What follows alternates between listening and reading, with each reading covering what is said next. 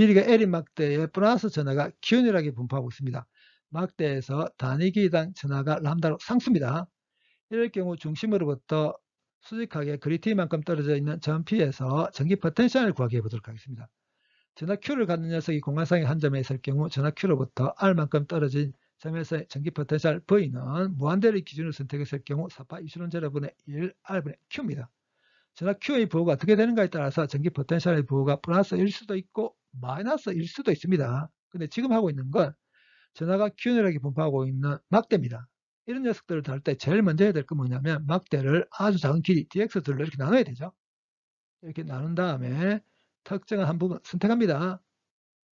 중심으로부터 오른쪽으로 x만큼 떨어져 있는 길이가 dx인 부분 선택했다고 했습니다. 선택한 길이가 dx인 부분에 포함되어 있는 전하량은 전체 전하 중에 일부의 전하가 포함되어 있겠죠. 그 전하량을 dq라고 했습니다. 선택한 부분으로부터 P점까지의 거리는 루트 x제곱 보태기 t제곱이겠죠. 선택한 부분만 생각할 때 선택한 부분만에 의한 P점에서의 전기 포텐셜은 전체에 의한 전기 포텐셜 일부의 전기 포텐셜일 겁니다. 그 전기 포텐셜 dV로 표기하겠습니다. 이 dV 전기 포텐셜은 4파 이슈론 제로분의 1 R분의 dq입니다. 그리고 전하량 dq는 길이가 dx인 부분에 포함되어 있는 전하량입니다. 단위 길이당 전하량 람다의 단위가 어떻게 되냐면 쿠롱폼메타입니다. 이 말은 특정한 길이 안에 포함되어 있는 전하량을 구하기 위해서는 어떻게 하면 되냐면 람다에다가 특정한 길이 곱하면 됩니다. 그러면 길이에 대한 단위 메타 없어지게 되고 전하에 대한 단위 쿠롱만 남게 되거든요. 그렇기 때문에 이 dq가 바로 람다 dx입니다.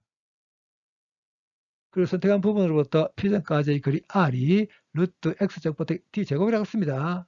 막대를 아주 작은 길이 dx 부분들을 나눈 다음에 각 부분들에 의한 P점에서의 전기 포텐셜을 구해서 싹 다 더해버리면 적분하면 전체에 의한 P점에서의 전기 포텐셜을 정할 수 있습니다. 적분 마이너스 2분의 1에서 2분의 L까지 해야 됩니다. 근데 좀 전에는 중심으로부터 오른쪽으로 X만큼 떨어져 있는 길이가 dx인 부분에 대한 이야기를 했습니다. 반대도 가능합니다. 중심으로부터 왼쪽으로 X만큼 떨어져 있는 길이가 dx인 부분을 선택했다고 했습니다. 길이가 dx로 같다면 포함되어 있는 전하량 같을 거고 거리도 같을 겁니다. 이 말은 중심으로부터 오른쪽으로 x만큼 떨어져 있는 부분과 왼쪽으로 x만큼 떨어져 있는 두 부분만 생각할 때 두 부분 각각에 의한 P점에서의 전기 포텐셜이 같을 거라는 걸 뜻합니다. 이 말은 전체에 의한 P점에서의 전기 포텐셜은 반만 생각했을 때 반만에 의한 전기 포텐셜을 2배 하면 된다는 걸 뜻합니다. S를 적분하게 되면 이렇게 되거든요. X가 2분의 L일 때 이렇게 되고 X가 0일 때 이렇게 되거든요. 로고의 특성을 이용해서 이렇게 줄일 수 있습니다. 길이가 L인 막대에 전하가 균일하게 분포할 경우 막대의 중심으로부터 수직하게 그리티만큼 떨어진 P점에서의 전기 포텐셜을 주어진 값들 다 대입해서 구해보면 2.43 곱하기 10의 마이너스 2승볼트입니다. 근데 좀 전에는 막대에 플러스 전하가 균일하게 분포하는 경우가 있습니다. 근데 이제는 반은 플러스고 반은 마이너스라고 가정이 있습니다.